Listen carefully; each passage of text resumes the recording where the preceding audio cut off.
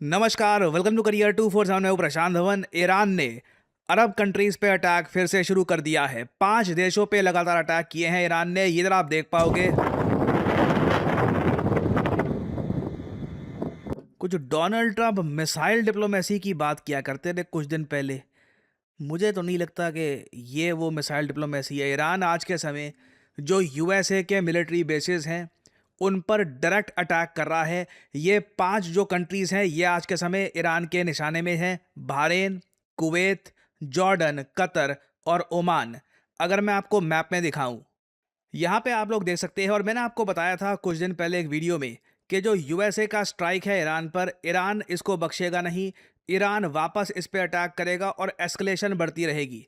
और देखना होगा कल मंडे को मार्केट्स यहाँ पर क्या रिएक्शन देती है, क्योंकि अब ईरान जिस तरीके से, ये जो देश यहाँ पे आप देख पा रहे हैं, बहरीन, ये जो देश है यहाँ पे, कतर, उसके अलावा कुवैत, ओमान, इन सब कंट्रीज़ पे जो आज के समय ईरान अटैक कर रहा है, इसके रिस्पॉन्स में यूएस नेवी कभी भी एक्टिवेट हो सकती है। और हम देख सकते हैं कि एक लार्ज स्केल अटैक हो सकता है ऑल ओवर ईरान। आप एक बात नोट करिएगा, ईरान ने अभी तक सऊदी अरेबिया और यूनाइटेड अरब एमिरेट्स पे अटैक नहीं किया है। मेरा मानना यह है कि ईरान इसको रेड लाइन मान रहा है अभी। जैसे ही अगर यूएस नेवी अटैक करती है ईरान पर, आप देखेंगे ईरान मिसाइल्स की वर्षा कर देगा यूनाइटेड अरब एमिरेट्स पर। दुबई में फिर से आप देखोगे लगातार अटैक हो रहे होंगे। सऊदी अरेबिया पे काफ़ी अटैक्स होंगे। बट अगेन मैं ये देख रहा हूँ कि यहाँ की सरकारों ने इंश्योर कर रखा है कि जो ये मिसाइल्स की वीडियो है ये बहुत कम इंटरनेशनल मीडिया के सामने पहुँचे, ये दृश्य लोगों के सामने बहुत ज़्यादा कम पहुँचे, क्योंकि ये कंट्रीज़ अभी भी चाहती हैं कि हमारी इमेज का ध्यान रखा जाए। इंटरनेशनली लोग ये ना समझना स्टार्ट कर दें कि यहाँ पर सिचुएशन अनसेफ है। एज एन इंडियन मैं सच में सोच रहा था, ये सब कंट्रीज़ अपनी इंटरनेशनल रेपुटेशन का इतना ख्याल रखती हैं, वेरएस इंडिया में, मैं ये बोलना पड़ेगा, हम पे इतने ज़्यादा प्लान तरीके से अटैक हुए हैं भारत की इमेज ख़राब करने के लिए इंटरनेशनली। कभी हमने उस पर ध्यान नहीं दिया, कभी कोशिश नहीं करी कि वहाँ पे जो इंडिया की इमेज ख़राब करने का प्रयास किया गया है, एक्चुअली प्रयास किया, कई कैंपेन्स अपने सेकंड थर्ड फेज़ पे हैं, हमने उनको कभी रोका नहीं है। खैर, ईदर वे, इस वक्त मैं आपको बता दूं, ईरान यूएस टेंशन्स लगातार बदतर होती जा रही हैं। पर्सनली आप अगर मुझसे पूछें, सबसे ज़्यादा चिंताजनक बात यह उभर के आई है कि ईरान के विदेश मंत्री से जब यह पूछा गया कि क्या आप तैयार हैं कि डोनाल्ड ट्रंप की डील के अंडर आपकी जो न्यूक्लियर साइट्स हैं वहां पर इंस्पेक्टर जाएंगे, चेक करेंगे कि आप क्या कर रहे हैं, यूरेनियम को कितना एनरिच कर रहे हैं, क्या न्यूक्लियर बॉम्ब बनाने का प्रयास तो नहीं किया जा रहा, ये सब चेकिंग होगी, क्या इसको लेकर आप कंफर्टेबल हैं? ईरान के विदेश मंत्री ने सिंपल सा जवाब दिया। इन्होंने कहा कि अगर हमारी चेकिंग करनी है, हमारा इंस्पेक्शन करना है, तो हम एक काम करते हैं ना, फिर उन्हीं इंस्पेक्टर्स को हम पहले भेजेंगे इजराइल में, और इजराइल में वो लोग चेक करेंगे कि इजराइल के पास क्या न्यूक्लियर वेपन्स हैं या नहीं।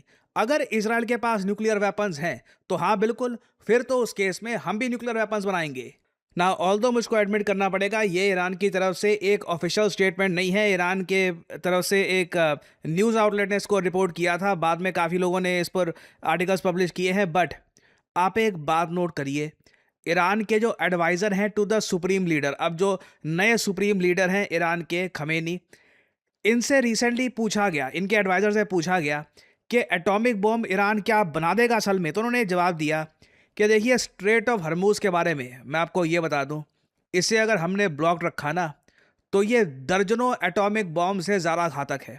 ये बात इनको पता है कि स्ट्रेट ऑफ हरमूज़ अगर लंबे समय तक बंद रहता है तो तेल की कीमतें ऐसे लेवल पर पहुंच जाएगी, $150 पर बैरल के आसपास, कि ग्लोबल इकोनॉमिक क्राइसिस खड़ा हो जाएगा।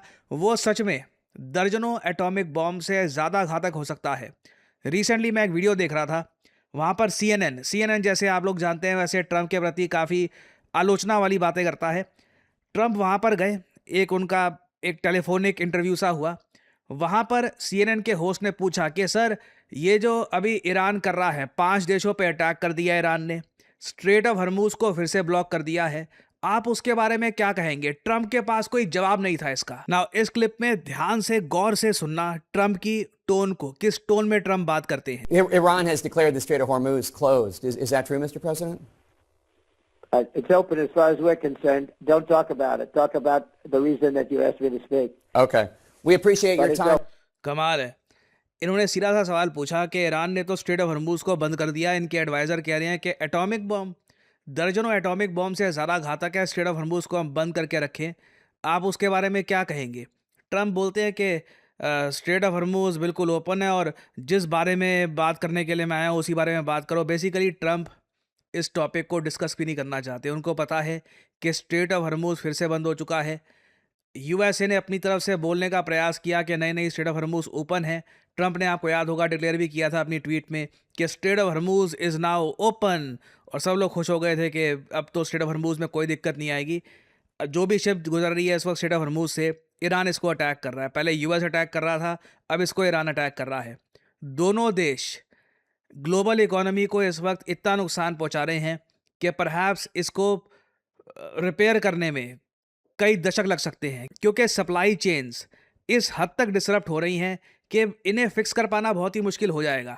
मेरा मानना यह है कि अगर मान लो इसी तरीके से स्ट्रेट ऑफ हॉर्मूज या तो ईरान या यूएस फिर से ब्लॉक करके रखते हैं लंबे समय तक, तो उससे दुनिया भर में तेल की कीमतें बढ़ती रहेंगी और इन्फ्लेशन, महंगाई दर, ये तो लगातार बढ़ेगी, इससे कोई भाग नहीं सकता। और सबसे ज़्यादा अजीब बात यह है, भारत के सामने ऑप्शंस क्या हैं? अब हम लोग अगर मान लो, ठीक है, गल्फ कंट्री से ऑयल परचेज नहीं कर पा रहे because of straight of Hormuz blockade, हम लोग रशिया से ऑयल परचेज करेंगे। मगर रशिया से अगर हम ऑयल परचेज करें तो यूएसए में एक नया बिल ये लोग पास करने वाले हैं जिससे 500% टैरिफ लगेंगे उन देशों पर जो रशिया से ऑयल परचेज करते हैं।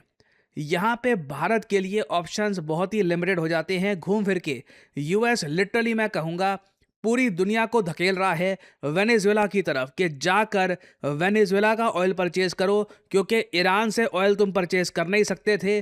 बाकी जो अरब देश हैं उनसे ऑयल परचेज करने के लिए जाओगे तो स्ट्रेट ऑफ हॉर्मूज ब्लॉक्ड है, और रशिया से ऑयल परचेज कर लिया तो हम लगाएंगे तुम पे सैंक्शंस। तो आपके पास ऑप्शंस अब बचे कितने हैं? घूम फिर के वेनेजुएला अपने आप ऑटोमेटिकली एक बहुत बड़ा सेलर बन जाता है क्रूड ऑयल का। और आज आपने देखा होगा, मैंने एक वीडियो अपलोड करी है कि ट्रंप के बहुत ज़्यादा करीबी दोस्त लिंडजी ग्रैम, जो भारत पे सैंक्शन लगाना चाहते थे, ईरान पर न्यूक्लियर बॉम्ब्स गिराना चाहते थे, इनकी मृत्यु हो चुकी है। ये बहुत ही बड़ा जियोपॉलिटिकल इवेंट है अपने आप में। ना सिंस ये अब मर चुके हैं, जब ट्रंप से कई जर्नलिस्ट ने पूछा कि ट्रंप आप सीधा सीधा बताइए, प्रेसिडेंट सीधा सीधा आप हमको बताइए कि स्ट्रेट ऑफ हॉर्मूज इस वक्त बंद है या ओपन है, ताकि हमको पता तो लगे कि वर्ल्ड इकोनॉमी कहाँ पर जा रही है। तो ट्रंप ने इसके जवाब में बोला कि देखो, स्ट्रेट ऑफ हॉर्मूज ओपन है और मैं इसके बारे में अब आगे बात नहीं करना चाहता, क्योंकि मैं लिंडजी ग्रैम की बेइज्जती यहाँ पे नहीं करना चाहता। लिंडजी ग्रैम की लाइफ को मैं ऑनर करना चाहता हूँ, और ये मैं कॉल से पहले ये बात बता चुका हूँ। यहाँ पे आप देख पाओगे।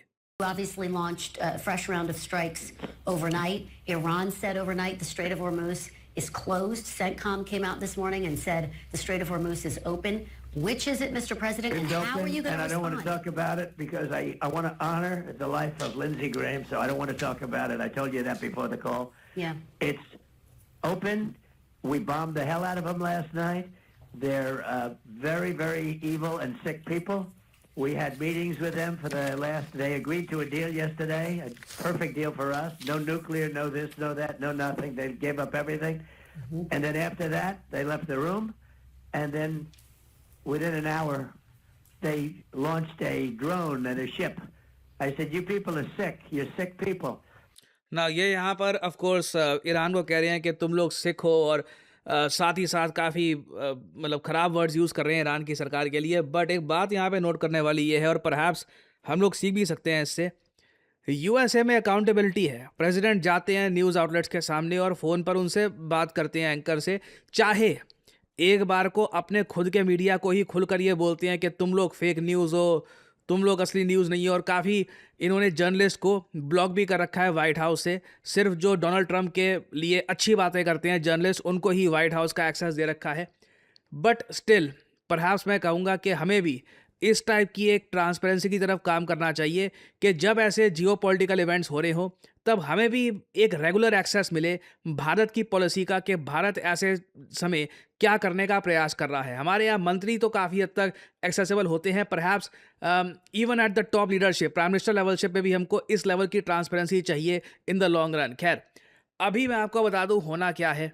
आज रात को हमें केयरफुली मॉनिटर करना होगा कि क्या यूएस एक बड़ा अटैक लॉन्च करता है ईरान पे या नहीं। अगर ऐसा होता है तो उस केस में बिल्कुल ईरान यूनाइटेड अरब एमिरेट्स और सऊदी अरेबिया पर भी अटैक करना स्टार्ट कर देगा और घूम फिर के हम वहीं पर आ जाएंगे जो ये सारी MOU सीज़फायर की जो ये बातचीत चल रही थी उससे पहले जो स्टेट थी, दुनिया वहीं पे आके खड़ी हो जाएगी। और अगेन मैंने आपको बताया था एक बड़ा मिलिट्री इवेंट अभी होना बाकी है, इजराइल का थर्ड वेव अटैक, जो तीसरा एक बड़ा अटैक करेगा इजराइल ईरान पर अपनी एयरफोर्स के साथ। मेरा मानना है ये बहुत बड़ा होगा और उसके बाद परहैप्स एक एक्चुअल वॉर जहां पे आर्मी इन्वॉल्व है, USA की आर्मी इन्वॉल्व है, ये सब भी हमको देखने को मिल सकता है। ये साल परहैप्स मैं कहूँगा कि जियोपॉलिटिक्स की हिस्ट्री में इस पर्टिकुलर सेंचुरी के लिए बहुत ही इंपॉर्टेंट होगा। एक के बाद एक बड़े बड़े इवेंट्स हो रहे हैं। लिंडजी ग्रैम की डेथ भी अपने आप में एक बहुत बड़ा जियोपॉलिटिकल इवेंट है जिसका इम्पैक्ट पूरी दुनिया में महसूस किया जाएगा। आई बिलीव अभी आने वाले समय में बहुत सी डेवलपमेंट्स आएंगी, कुछ मेजर अपडेट्स आती हैं तो मैं आप लोगों के लिए अपडेटेड वीडियोस लाता रहूँगा। Career 247 means jobs. हमारे कोर्सेज के बाद कई लोग जॉब प्राप्त कर चुके हैं और इनके टेस्टिमोनियल्स हम आपके साथ लगातार शेयर करते रहते हैं और इन द फ्यूचर भी बहुत सारे और टेस्टिमोनियल्स शेयर करेंगे।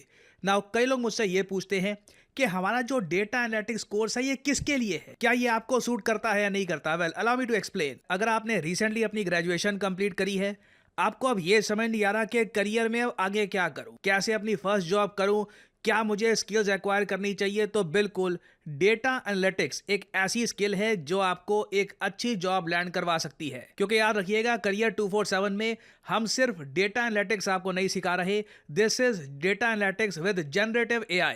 याद रखिएगा जो सर्टिफिकेट आपको मिलता है करियर 247 की तरफ से, this is in collaboration with IBM, जी हाँ, the international giant IBM and NASSCOM। तो इन वेरी सिंपल वर्ड्स, अगर आप अपनी ग्रेजुएशन कर भी रहे हैं इस वक्त, आप BA कर रहे हैं, BCom कर रहे हैं, या फिर आप इंजीनियरिंग में कोई ग्रेजुएशन कर रहे हैं, या फिर आप इंजीनियरिंग फील्ड में हैं, डज नॉट मैटर, आप डेटा एनालिटिक्स का कोर्स कर सकते हैं। This will help your resume tremendously. और क्या डेटा एनालिटिक्स सीखने के लिए आपका मैथमेटिक्स बहुत अच्छा होना चाहिए, कोडिंग आनी चाहिए? None of that. आपको अगर बेसिक कंप्यूटर यूज करना आता है तो बिल्कुल ये कोर्स आपको सूट करता है। आपको बेसिक अंडरस्टैंडिंग है मैथमेटिक्स की तो बिल्कुल आप एक अच्छे डेटा एनालिस्ट बन सकते हैं। You can learn the skill. तो ये कोर्स एक्चुअली बहुत से लोगों की हेल्प कर सकता है। चाहे आपकी जॉब ऑलरेडी लग चुकी है, आप खुद को अपस्किल करना चाहते हैं प्रमोशन के लिए या फिर एक बेहतर अपॉर्चुनिटी के लिए किसी और कंपनी में, आप स्टार्टर हैं, पहली जॉब की तलाश कर रहे हैं, for pretty much everyone career 247 data analyst course is a great option. क्योंकि यहाँ पर कोर्स कंप्लीशन के बाद आपको अपना रेज्यूमे कैसे बिल्ड करना है, हम वहाँ पर भी आपकी हेल्प करेंगे, मॉक इंटरव्यूज़ में हेल्प करेंगे, इंटरव्यू प्रिपरेशन आपको देंगे, गिटहब पोर्टफोलियो कैसे आपको बनाना है ये आपको बताया जाएगा। तो आप अगर अपनी जर्नी स्टार्ट करना चाहते हैं in the field of data analytics तो बिल्कुल ज्वाइन करिए ये programme.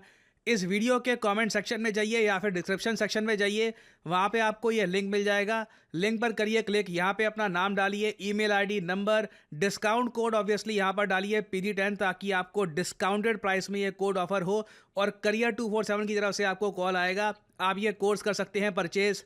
The whole process is very smooth and very easy और आपकी लाइव क्लासेज शुरू हो जाएंगी।